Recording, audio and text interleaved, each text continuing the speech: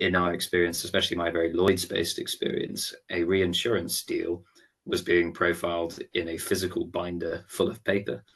And I was like, oh, how good would it be if we could take, risk or bundles of risk and make a profile for it and think of all the information that you could attach to that profile. And that was a very early concept.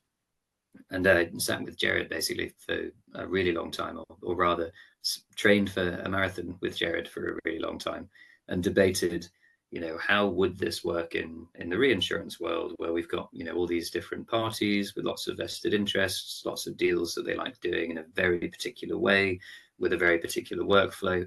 And we basically just iterated and iterated on, okay, how could you create a system whereby these buyers, these brokers, these reinsurers could exchange profiles of the deals that they want to do rather than big piles of paper.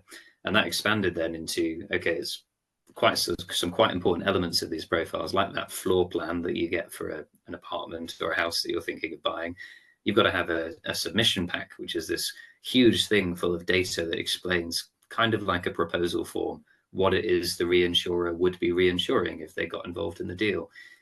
Similarly, there's all sorts of accounting information that you need to know, which is maybe a bit like, is it leasehold or freehold or whatever, but it's who's going to get paid what when, and many other things that came about. And so we started off designing at quite an early stage, what could this exchange look like for exchanging information about reinsurance deals. And some friends found out what we were doing and said they'd quite like to invest in us going and doing it. And that snowballed rather quickly. And before we knew it, we'd quit our jobs at Aon and Tiger Risk respectively and sort of jumped headfirst into the world with our co-founding CTO, Jason, to go and actually start a company and start building the thing in the real world.